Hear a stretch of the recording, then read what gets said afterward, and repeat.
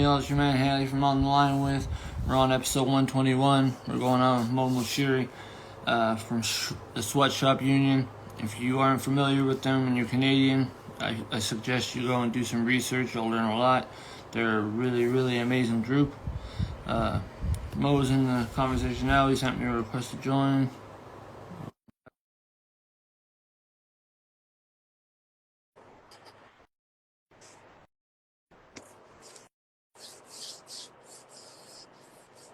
Waiting for it. There we go. Yeah. Mo, Yo. what's going on? Chilling. How you doing? I'm good, man. Thanks for coming on. I really appreciate it, bro. I had someone have to bail, and I'm glad that I could find someone on a very quick, last-minute notice. So I appreciate it. No doubt, man. Thanks for having Of me. course, man. I was a fan of Sweatshop Union for a very long time, so I'm very familiar with the work you've done, and you've done a lot for Canadian hip hop. I will tell you that.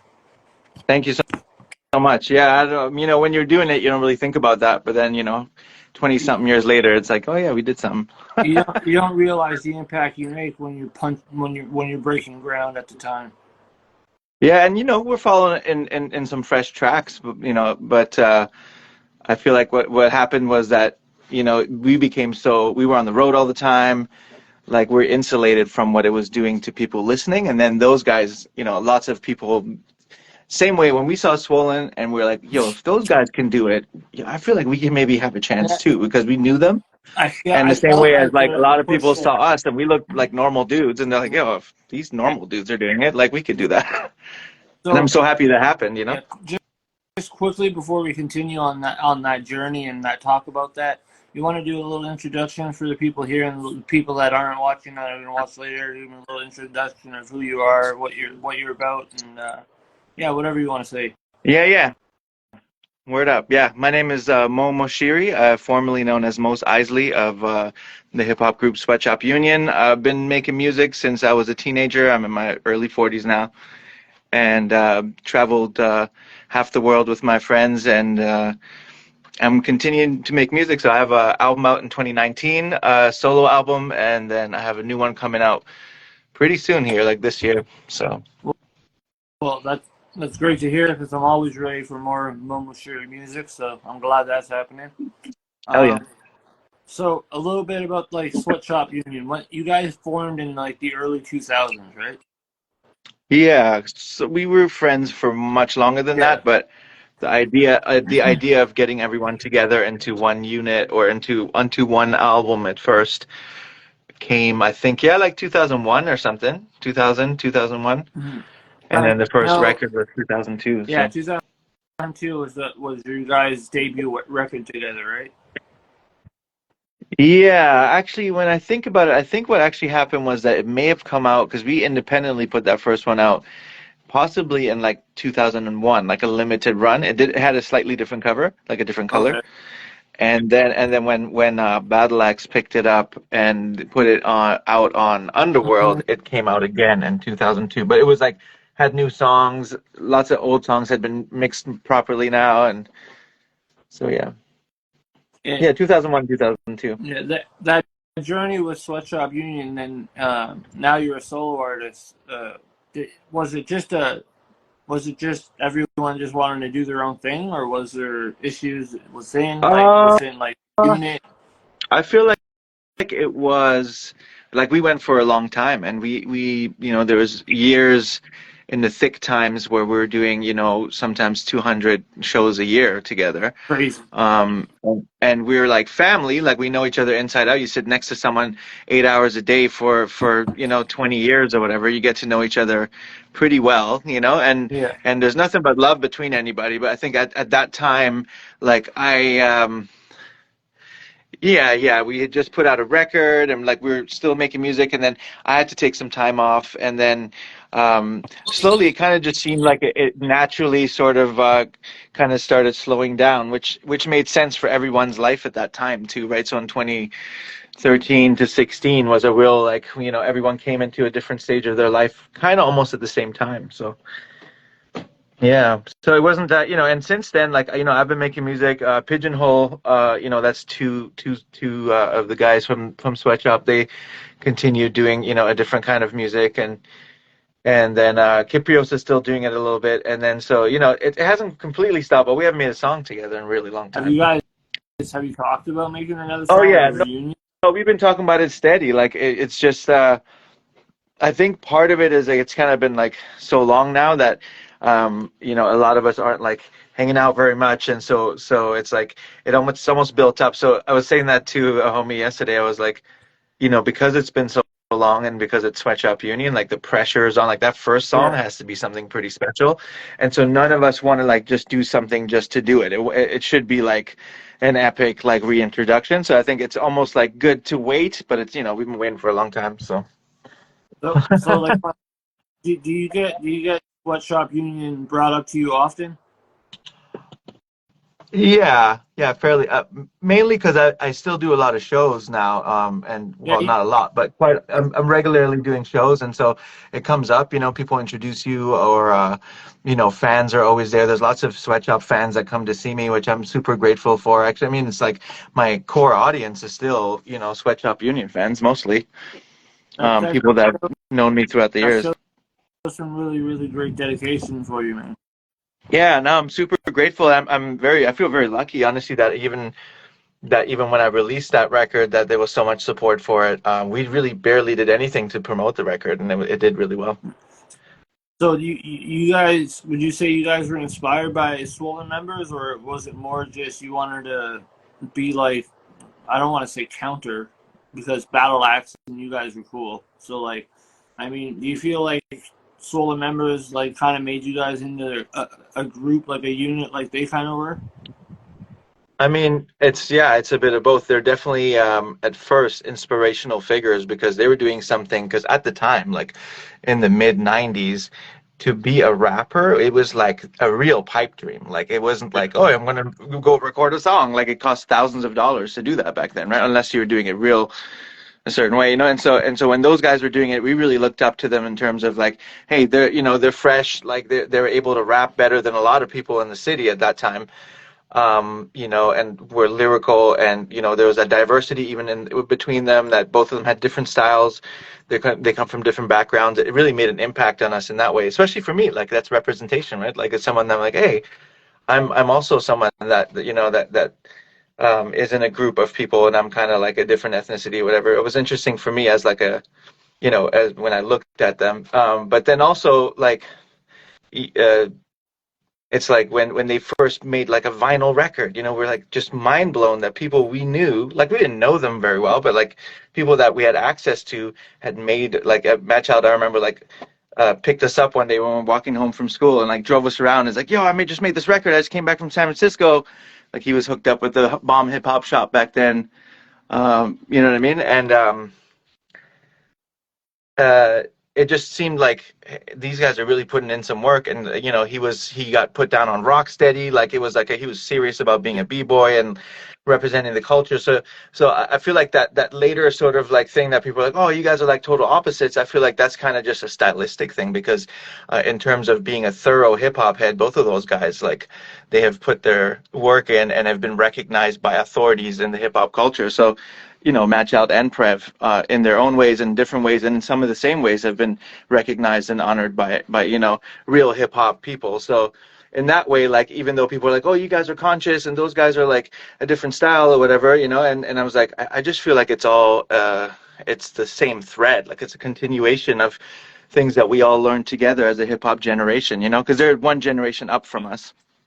I think both of you separately both made completely big impacts on the hip hop world in Canada, but I there are different types of impacts which brought a bunch of different type of style rappers out of the woods. You know what I Yeah, mean? So you that's true. That's true. Yeah. started you made rappers who felt like I don't want to rap right now because it's like this, and you guys did some.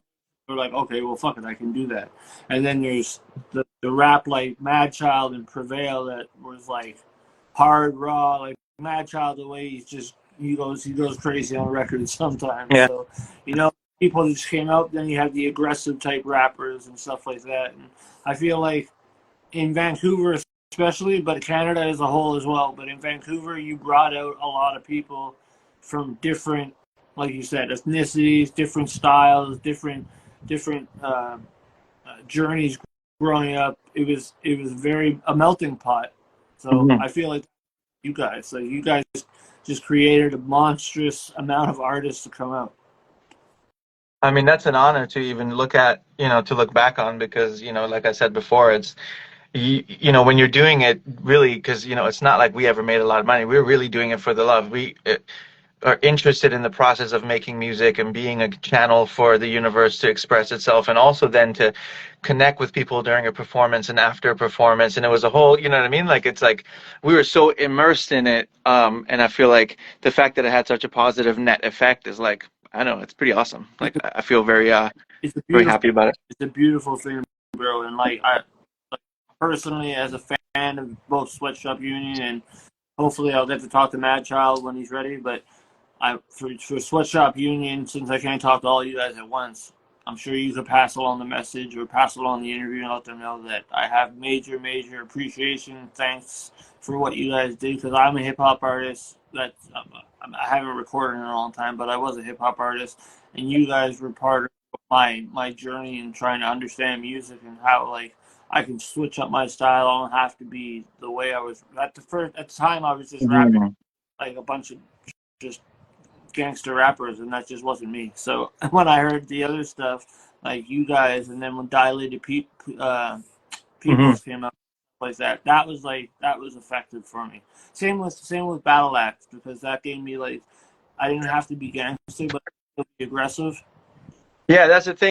You need all kinds, right? That's what I've said. Even when now we're talking about all the old heads are like, oh, the new guys are like this, or like the beats, or whatever the thing they're saying. I just feel like it takes all kinds. It's a culture, right? It's constantly growing, and there's different facets to it, and they're all equally valid. One thing we did notice though is that certain types of hip hop music are being heavily emphasized in the media. You know what I mean?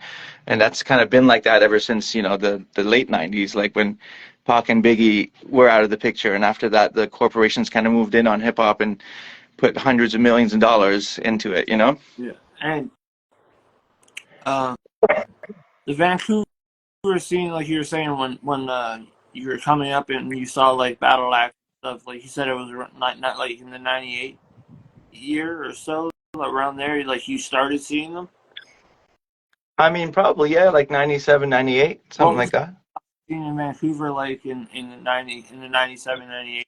How, what was it looking like? What would you say it looked like? I Was it fractured? mean, Was it not big? Was it small? I mean, it's not really comparable to anything right now, but there was a few people like, there was the DJs like Kilo C, Flip Out, and Chemo, and then Rascals was there, For the Rascals, uh, nope. yeah, Incredible Ease. Like there was a lot of hip hop artists before us. When I came in though, our immediate elders were the Rascals and Swollen later, like, and so that was like, and it was a really good time to come in and be inspired by those because they again, if you took those two groups and compared them, like again, providing a whole different balance to like what we had here as hip hop, which is cool. I'll we'll jump out of your past for a minute and let's talk about Mo. Yeah. Let's talk. I had to get a little bit of my sweatshop union off my chest, but as Also, Momo, thanks to all 9 people that have joined. I love you. yeah, and there's been a few others that have came in and then left, but we appreciate them too. But so Mo Moshiri as a solo artist, I know you were rocking the stage a lot. I see you were rocking the stage a lot with Obe G as well. Uh, Mhm. that been like for you as a solo artist? How long have you just recently came back as a solo artist, or did you start being a solo artist immediately after the shot union slowed down? No, there was a big pause, but yeah, I came, like 2017 is when I started writing songs again after 20, there was a 4 year pause. And then, uh, so it took me about like, since like the last Sweatshop record, it was 6 years till my record came out. So There was a formative stage of just kind of coming to terms with that you are kind of, because I also moved away from everyone and I lived up on the island, and so I had to find a new process by which to be creative. I was always used to having a lot of people to bounce ideas off of, and all of a sudden I'm like, hey, it's just me and I have these songs. So I slowly started making them. Yeah, it's been really good. I linked up with Rob and we made that first record, and now I have a whole new group of songs that I'm almost finished. So it's cool. I'm about to put some videos out again. I just did one with a song with Dakota Bear and Mama Rude Gal, and we're doing a video for that right now. It's super crazy. Dakota Bear is dope. Yeah. Oh yeah, man. And so you're working? Are you working on a full project right now? Yeah, I mean, I'm always working on a bunch of songs, but yeah, I have a group of songs right now that I'm gonna put out called The Cauldron, and then there's songs behind that as well, but that's the next one I'm gonna put out probably through UrbNet, and then yeah, and then after that I might make a whole different kind of music for one record. Well, Who you knows? think like a different I kind? don't know. I have just so many. I have so many ideas, and so many like songs started in different kind of styles. So I don't know. It could be anyway. But one day I will probably just make a like a universal spiritual record. But that might be a little bit later down the road. I feel like your solo record is gonna like be very standout for people because you've always been very good at your craft. So I'm excited to see like because with Sweatshop Union, everybody kind of complimented each other. You know what I mean? Yeah. So part of that learning is when you're doing it by yourself is first of all like, you know, I want to make sure that it's like interesting because there isn't so many different voices. And so I end up cutting songs shorter and challenging myself to write more concisely so I can write shorter verses, which I really like doing. But yeah, so that first record was super, like it was an experiment, but like it worked out really well. And you know, it's kind of a good sign that 4 years later I'm still getting booked just off that record and like one or two singles since then. It's just people are interested in having me on, which is so cool. And You know what I mean? first record, what the first record is called? What again? Sorry. It's called Can I Tell You Something? Can I tell you something? 2019. You haven't heard it? I think so, but it Shit, sounds bro. weird. But like the thing is, I have you in my playlist and stuff like that, and like it'll play, and like sometimes I'm just listening and just zoned out, so I miss it. But um, feel like I feel like I should play it for them. I mean, not what we're talking, maybe, but yeah. No, definitely not while we're talking. But I mean, maybe before we leave, we could let them hear it. But so the Cauldron, you're gonna drop that. Is that gonna be like an EP, a mixtape? It's like an album, like a short album, kind of like a EP, like 9 songs, 10 songs, Okay. and then And you got to release that. they'll come out soon, probably hopefully in this fall or winter, maybe at the latest, maybe next spring. But I'm gonna have videos coming out before that to kind of span the time. And and what's your creative process like now as a solo artist?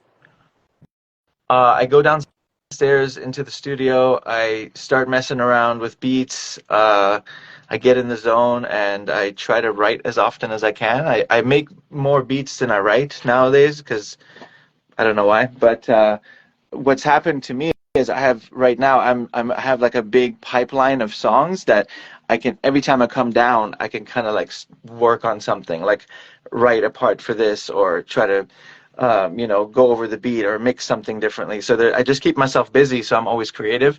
And then when I need to be, it's easy, like it's I basically don't depend on other people necessarily for sparking the creative process.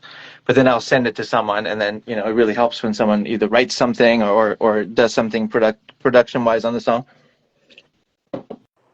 So, and what's your latest single that you dropped? Because I haven't been tapped into the more recent stuff. Well, the latest single isn't that it's from last summer. It's called Ideal, in memory of Orilla, my homie Ori that passed away.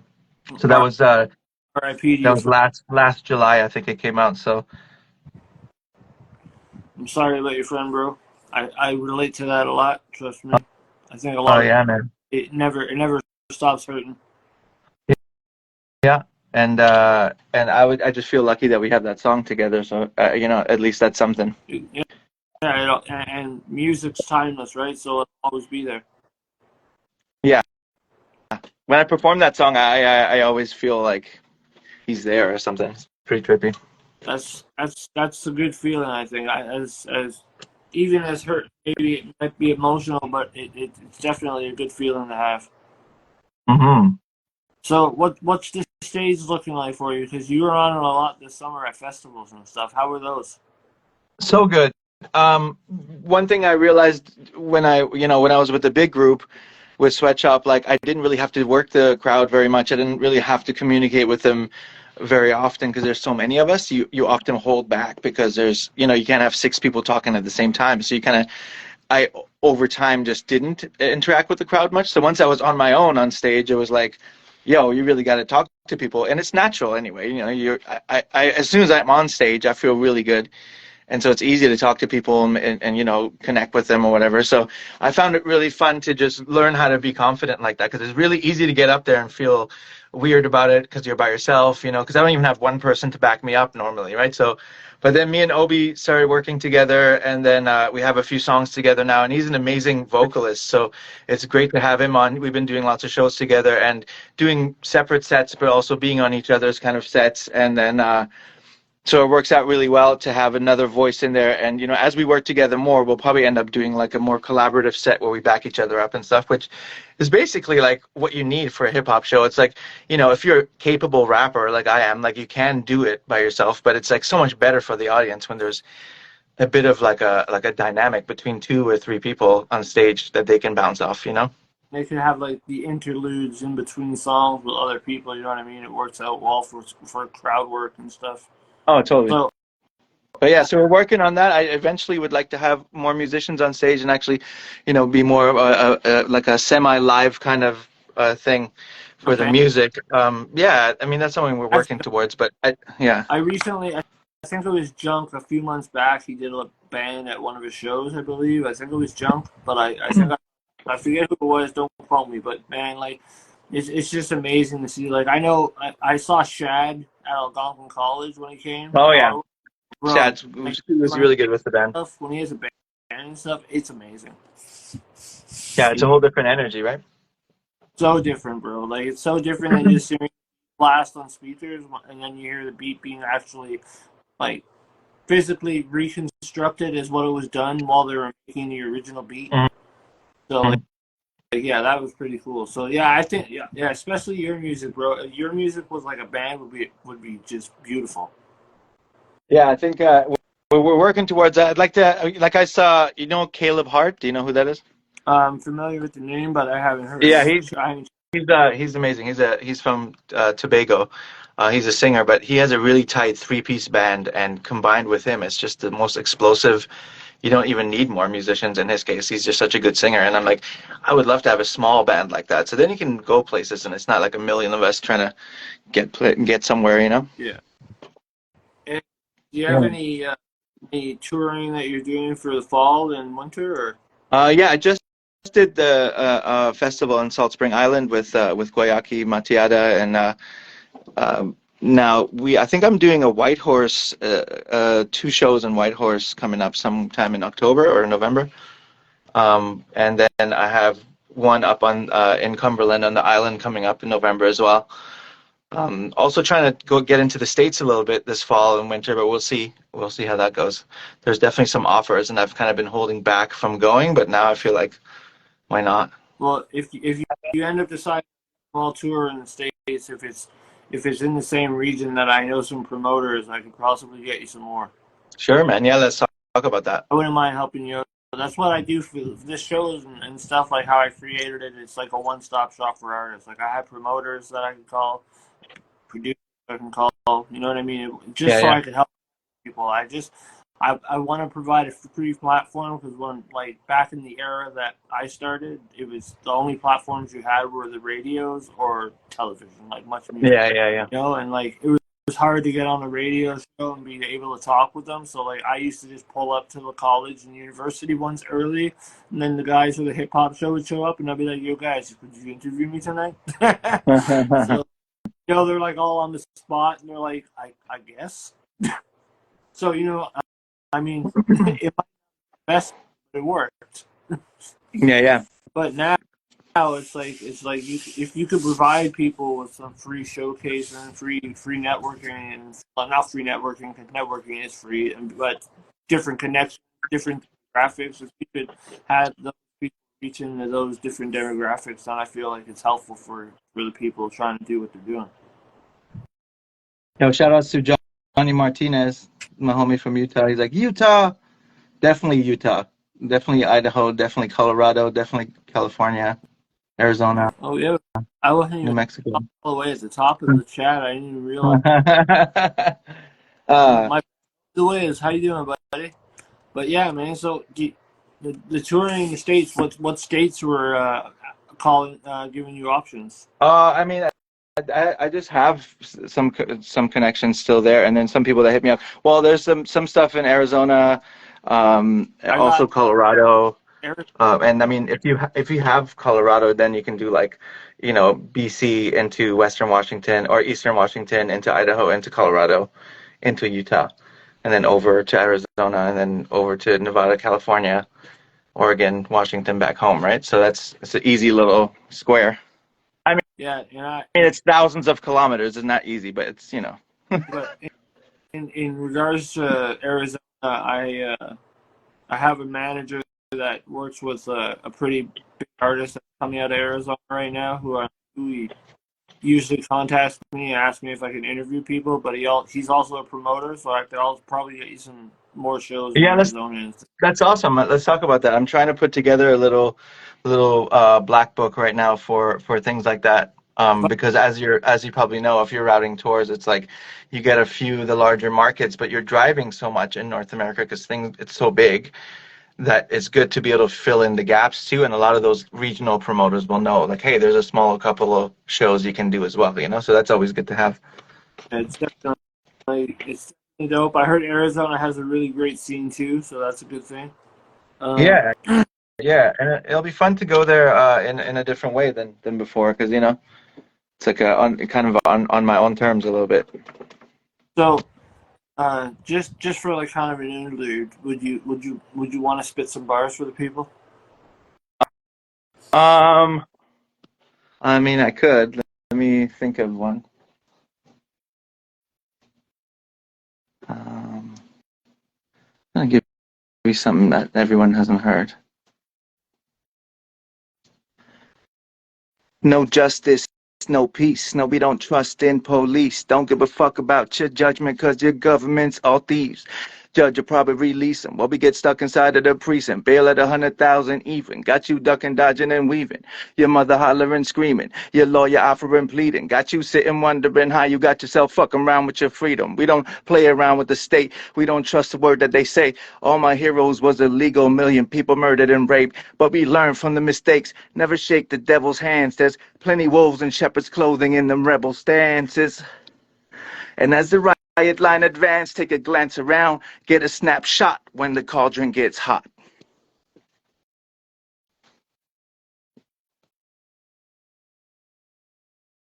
It was so dope you froze.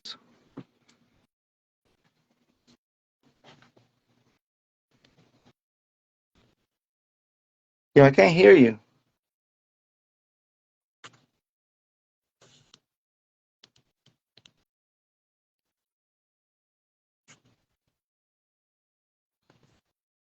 Boom. Yo, Rob, what up? Rob the Viking in the house. I love that man. Yo, Jordan, I can't hear you at all though. Oh, there we go, bro. Uh, There we go. there you go. Can I you hear me? I hit the mic. My bad, bro. All good. So, bro, beautiful verse, man. That "fuck with your freedom" line really got me. I like that shit. Yeah, I yeah, like. that's from the cauldron. That's coming out I'm soon. excited for that, bro. That was nice. Um, Hell yeah. yeah, Casey's a very. I She said you froze him. I know. I was tired. Uh, uh, um, so the cauldron, you're gonna plan on coming out. You have any? Is it just you, or do No, you that's have me. That's me, Dakota Bear, and Mama Rude Gal on that song. on the one you And just? yeah, yeah, the Cauldron. It's like the title Oh, track for the new album. that's So I'm excited to see the video, and I'm excited to hear the full track because Yeah, that's the thing. I mean, I only work with people that I'm actually a fan of them as a person as well as their music. So that's why, like, it's like I just feel like this was like a perfect combination because these are people I've admired and been friends with and wanted to do something, and it's like it's a meaningful song, so it works out because both of those guys are about something, they're not just rapping to rap. especially Dakota Bear is very about the indigenous and everything. So like I love that. Hmm. Same with uh, Matt Mack. He's great. Yeah, yeah, Uh, yeah. He's really dope. he's he's really good. Oh shit! Props to Zia. He joined his dad's podcast interview. Word up, word Love up. you, bud. So yeah, the Cauldron track. When's that going to be dropping? I don't know yet. We're trying to figure out. We got to finish the video before it comes out. So I'm thinking sometime this in the next month or so. And then after that, we have a couple more videos planned. And then once we have like 3 videos out, we'll just release the record, right? So it'll be good. Who else are you featuring on the record, or can you Oh not yeah, say? yeah. OBG is on it. K-Pop is on it. Who's also OBG and K-Pop are 2 of my favorite artists and 2 of my favorite people. And then who else is on it? My homie Obnoxious, Aubrey, he's there. He's on there. Who else? I think that may be it, actually. And yeah, okay. So OBG is like you're a really big fan of OBG, right? I Just mean, like he's as a one of person. my closest friends, and he's just so talented, and yeah, I'm a big fan. And also, like, he has like, yeah, he's a force of nature for sure. He's definitely multifaceted and very very skilled. Yeah, and also like as far as energy goes, he has the energy that we're all looking for with each other. It's like he hits you up and like you just need to be reminded. And you know what I mean? Like I'm the friend that's always hitting my friends up and saying what's up to them, giving them saying I love you or making them feel better. And then or if I want to work with someone, I'll let them know. And I need that in return because then if that energy is matched by me, then I'm like, oh, it's so easy because if you give me that energy and I'm already a fan and I'm already a friend of yours, then yeah, it's gonna happen. I feel a lot of times we're all waiting for each other to knock on the door or something. So it's like the people that hit me up and I'm a fan, I'm like, let's fucking go. Yeah, I find people that they don't find that they feel like the rejection they think about too hard. I think, and the thing with me, I always said like I network a lot, and like if I ask someone like a bigger artist, an industry established artist, if they'll come on the show, the worst I'm gonna get is a no. You know, Yeah. like and like what's a no to just moving on and maybe finding a possible better opportunity. You know what I mean? Yeah, and that happens. And also like Artists, when the shoe's on the other foot, you just got to learn how to say no in a nice way. we're ego driven sometimes as artists, and we don't want to knock on the door to someone else and look like we're asking for something. And then Yeah, exactly. I think that's silly. I'm like, why not? Like, like why not? You like if you were signed, you would ask your label if you could have more money. Like And honestly, like the way I feel too, though, is like I am so picky with the kind of songs or beats I want to write to or get involved with that I have to give other people the same right to feel the same way. Even though I might be super down with something and I send it to someone, if they're not feeling it, I can't in any way feel bad about that because I know how picky I am. Like, I literally only like 10% of any music I listen to. You know what I mean? Like, if it's a whole album, I usually like maybe 2, 3 songs. I'm just super extremely picky. So I know a lot of people are like that. So I have to give them the right to be like that. when you listen to other people's like other artists and their albums, what are you looking for when you hear it? Like what makes you picky? Like what do you hear? What do you like and what makes you picky when you're listening? Honestly, for me, it's mainly a feeling. It's that like I'm not looking for anything specific. It's just if the combination of the voice and the melody and the beat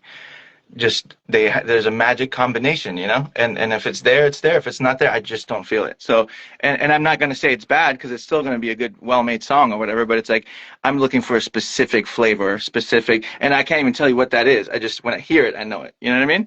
And so that's hard to put your finger on. I think that's probably why I'm a musician and an artist, is because I know how to make it the way I like it, you know? And when your the beats, like what is it that you need? You need like what do you look for in a beat? Like I know it's hard picking beats because it's you need to feel it. Like it needs to hit you hard before. you really, really look Yeah, in. and honestly, you can't really say that it's one thing, but for me, uh, it's all about a dynamic range too. Like, because traditional hip hop, which we all grew up with or whatever, but it doesn't have a wide dynamic range. It's like an ongoing kind of two bar beat, and then there's a sample, and then it comes and the bigger sample comes and goes, and you kind of know when that's going to happen. There's no surprises, which is what a lot of people like. Um, and I used to do the same thing. So now lately, I kind of want things to be a little bit more interesting and built a little bit differently. Sometimes you can't. If you have three verses on a song, you're going to do it a certain way. But with beats, it's just a feeling. Generally, if the drums have to be like, they have to be unique, nice sounds. There has to be a decent amount of like a good bass line. And, I don't know. It's hard to say really, because then I'll pick a different beat that's not like that at all. So it's hard to say. Yeah, it is. You're right. I always ask the question to people because I like seeing the answer. Yeah, Some yeah, people, and here's another thing. As a writer, it's like I might like a million beats, like I love them musically, but then for me to actually write to them, sometimes you're not compatible. Like, so that's another thing. That's why it's good to get a bunch of beats and listen to them a bunch and see if you can write to them. definitely. Uh, and for the amount of recognition and stuff you got as a Sweatshop Union member, and now as Mo Moshiri, you're still getting a lot of love with your shows and your songs and stuff like that. Who's some artists that you really want to work with, that you would really want to work with? I mean, maybe industry established or just Canadian. I don't know what way you want to go with the answer, but go anyways, fine. I mean, Does your hat say "Defend the Sacred"? it says defend the sacred. Yeah. That That's dope. I like that hat. Is that merch from you, or is that No, I wish just a hat you? it was. It's the company is called. Oh, I forget what it's called, but It's dope. yeah, no, yeah, yeah. I need to get it in black too. As far as artists, I mean, I have a hard time naming people honestly, just because like I ideally really just want to work with artists that I personally Right. know. You know what I mean? I'm not like closing the door to not doing that, but so for me, it's like I'm already kind of tapping in with all the people that I really want to work with, and then there's also people like Messiah and Junk. Those are like young homies of mine that came up and have done amazingly. And I'd like to reconnect with them musically at some point, or connect with them musically at some point, but we haven't yet. But like K-pop, Aero, let's see who else. But I'm I already know that working with MRG. She's amazing. I mean, I'm drawing a blank, but there's I could probably come up with a list in a few minutes, but I don't know. uh, I know that Prevail and Mocha started kind of like a duo. I think it's called Split Sphere. Well, they've been split sphere. They were split sphere before there was a Swollen, I'm pretty sure. Really? Way back, way, way, way back. It's like one of the oldest hip hop groups in Vancouver. Thank you for the education, bro. That helps me a lot. I didn't Yeah, know that. I don't know all the details, but I know they were around back then. It's a Yeah, great thing, and actually, like I'm working with Surreal, and me and Surreal and Prev did a song after so many years, and that was really amazing. And it's gotten a really good reception, and so I'd like to work with those guys again as well. Really good guys. I was. I think that would be an awesome track if you guys were to do something like Split Sphere and Mo Moshiri. It'd be great. Even after Obe G in the track, that track's Um, gonna slap. and then like Mocha is one of my oldest homies too. Like he's actually I was closer to him than almost anyone else in Swollen. Him and Rob were my closest guys in the days. And I'd I love to work with Mocha again as well. He's a cool guy. I love Mocha. He's such. We were talking about it. I think in the Jack Hellington interview I did. I think we were talking about how many how much of his catalog he has, and then the credits he has on other things. Hmm. It's outstanding. It's unbelievable. Yeah, it's crazy.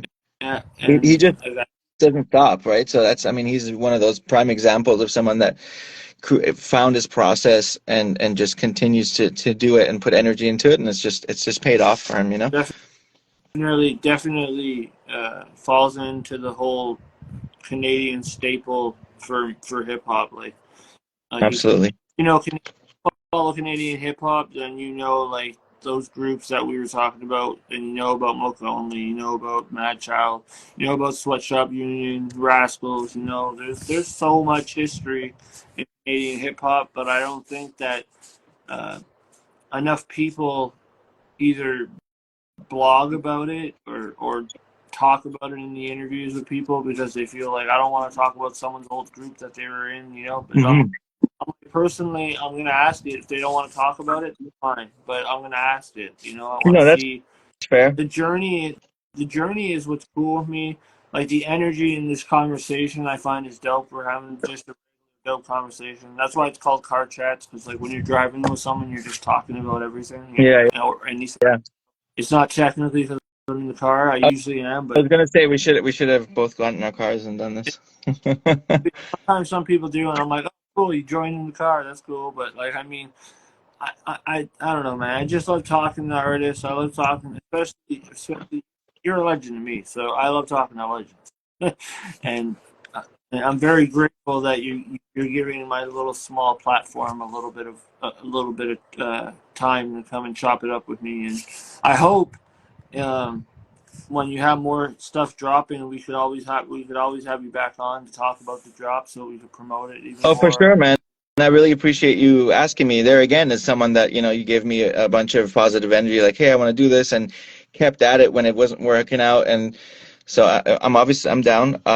Let's stay in touch and do it again for sure. And we'll definitely talk about the those promoters I was telling you about, and I'll get you some Mhm. information and send it to you. But yeah, man, I definitely am grateful for you coming on. I really appreciate it, man. It's episode 121. We're speeding through them. We just had the episode 100. It was a milestone Crazy. episode. We Wait, had this was 121, you said?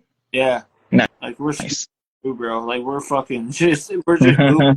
Like some days I'm like, oh shit, I forgot I have that many today. Like, but I mean, so like I said, and this happened very, very spontaneously tonight. So I want to let everybody know, like I was supposed to have Sarah Omar from, from Buffalo, New York, come on, but he had postponed. So I asked Mo if he could come on, and he said yeah. So I was like, awesome.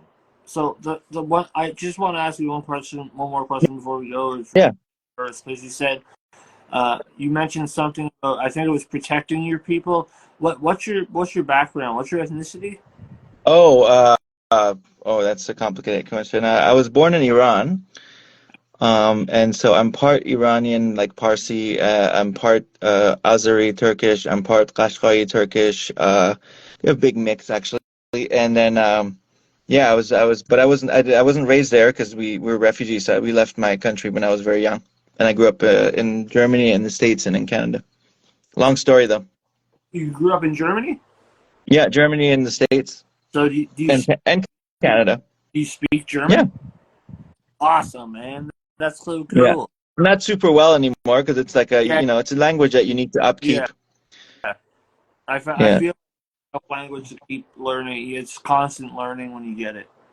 Yeah, yeah. And you have to like you actually move your mouth differently. English is a very late, you can barely use your mouth and speak English. With German you have to like really Yeah. pronounce things. So Yeah. Okay. What's what up? was it like growing up in Germany? It was cool.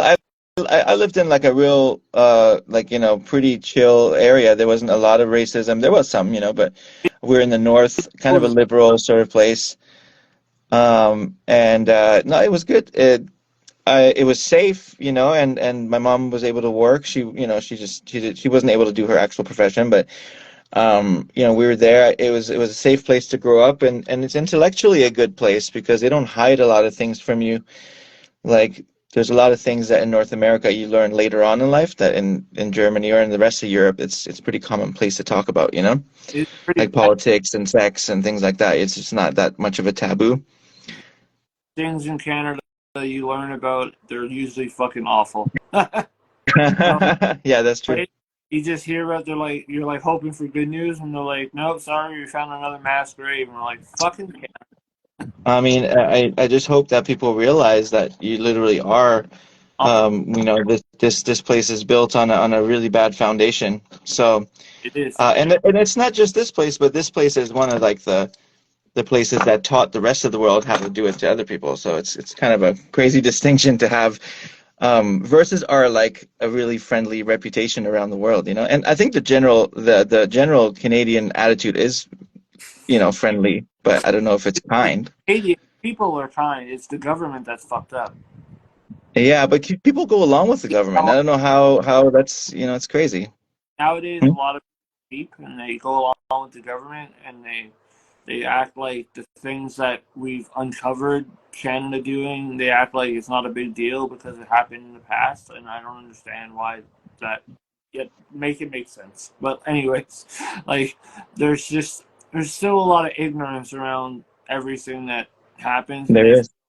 because it's the indigenous, they're acting like the indigenous are just complaining, and I'm like, you people are so dumb. Like, I'm Yeah, sorry, they just all I can they say. what I mean, it's hard. I get it because I think if they admit one of it, the whole house of cards has to fall because the whole thing's based on a lie. It's like a theft, you know? So if you say, "Oh yeah, we did that," and then all of a sudden it's like, well, then you got to stop. You got to change it. You got to, you know, and so no one wants to address that. So they'd rather like they always deflect, you know. It's the same thing with violence. It's a lot.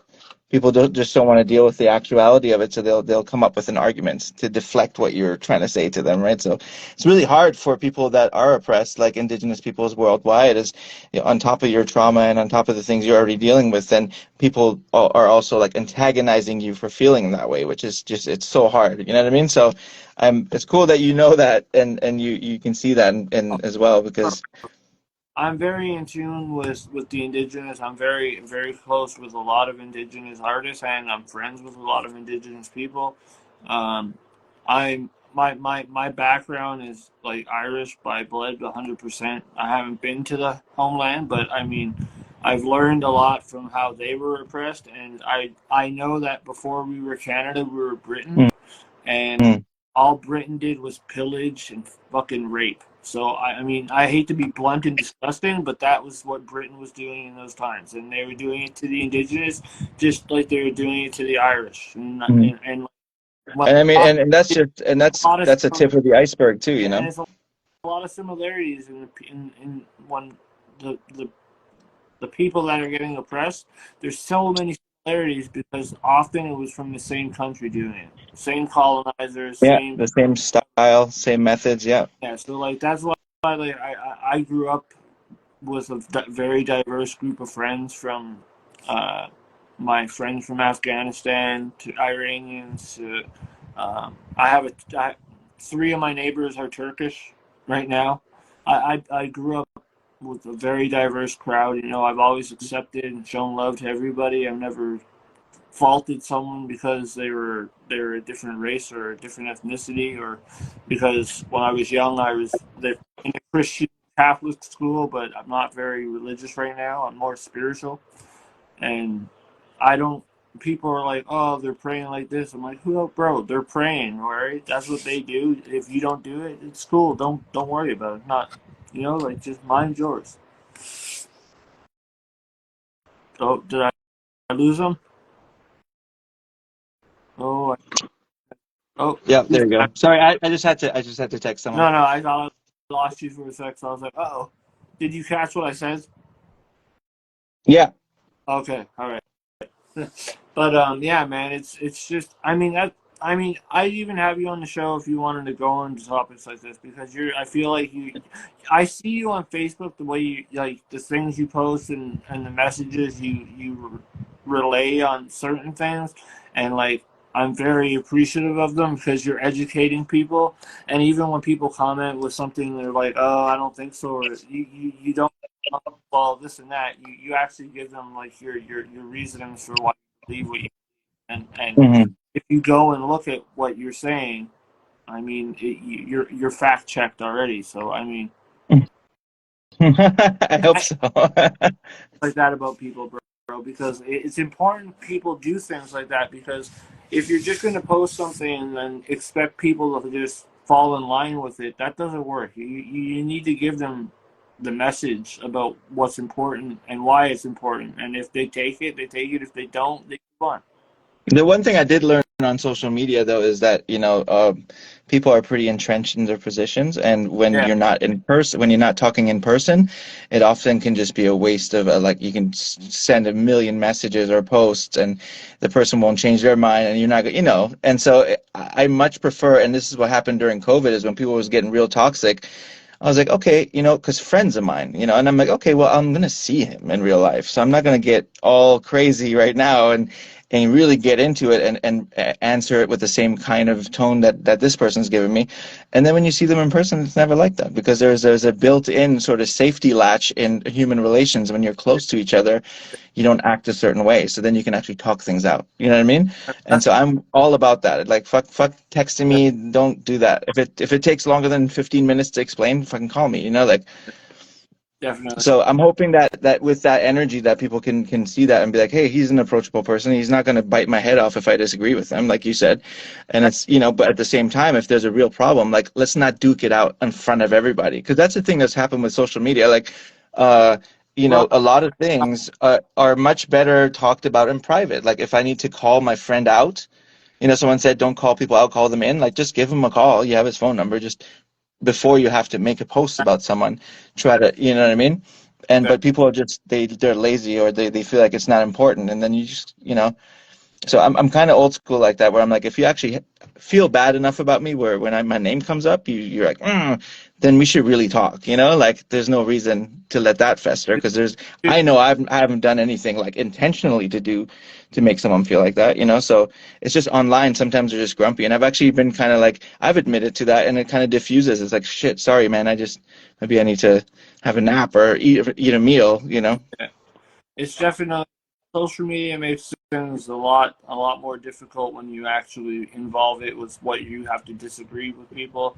So, like you said, I'd rather talk it out in person and just have that debate. You know what I mean? And then rather than having like a back and forth on Facebook and then people just jumping in to put their 2 cents, and then it makes it even worse. So I agree 100%. Mhm. Especially with the reacts, because it's like, say we're standing in the park talking, the reacts are almost like people are going to stand next to you and laugh at you while you're saying something. It's like, that's not conducive to a real conversation. That's like the most toxic environment for a conversation. People are literally clowning you while you're trying to say what you're saying. That's like, you know what I mean? Like, it's normalized because that's the world we live in, but that's like the worst way to communicate, where like there's a bunch of people like egging each other on. It's like, reminds me of like the schoolyard when people were trying to start a fight. Yeah. It's like, why are we doing that Like, though? Like, yeah. So funny, man. no, definitely, social media has made the world a little strange and a lot less personable for people because people are more feel attached more online than they do in reality, and it's Yeah. all bad. It's But a I mean, double-edged sword though, because then we're doing this too, and I get to connect with my friends and people like you, and also like family members, in a way that I never could before. So it's like everything, it's got cons, two sides, right? pros and cons always. But Mm-hmm. like I said, bro, I really appreciate you coming on. This episode 121, Mo Moshiri, your man Hanley from On the Line with. I'm very grateful for you coming on, man. I hope you come on again soon. Give us some more education. Give us a little bit more talk about Sweatshop Union, maybe. But I want to keep hearing more about how you're doing as a solo artist, man. It's really great to see. I'm proud of Thank you, everything you're man. doing. And Thank you so much. I'm gonna definitely keep in contact. I hope we could. If you ever hit Ottawa, or if I ever hit down on the island, we can meet up and grab a pint or just hang Hell yeah, out. we will. Hell yeah, And I definitely would like to come out there, so we'll talk about that too. yeah, because I can get you someone out here to probably get you out here for sure. All right, man. Thanks for Oh having me, man. man, anytime. Like I said, when you're gonna drop that video with Dakota Bear and sorry, who was Mama the Rude other? Gal. Mama Rude Gal. Yeah, Root Out. Then we're gonna definitely. You should come on and we should have a little Let's do it. episode drop. Okay, awesome. Let's do that. Maybe we could get Dakota Bear and Rugal in it too. That'd be a dope thing to do. Yeah, let's see if we can do that. All right, bro. We'll try and set that up. But thank you for coming on, and everybody watching, and Yeah, everybody who does watch. thank you guys for sticking with us and coming in and out. But Yeah, much love, bro, and much love to everyone listening. And talk to you guys soon. definitely. Much love, bro. Thanks. Episode 121, sponsored by Diamonds Rising. Everybody have a good night. Thank you, brother. Have a good night, and have a Peace great out. day tomorrow. Peace. You too, man. Cheers. Cheers.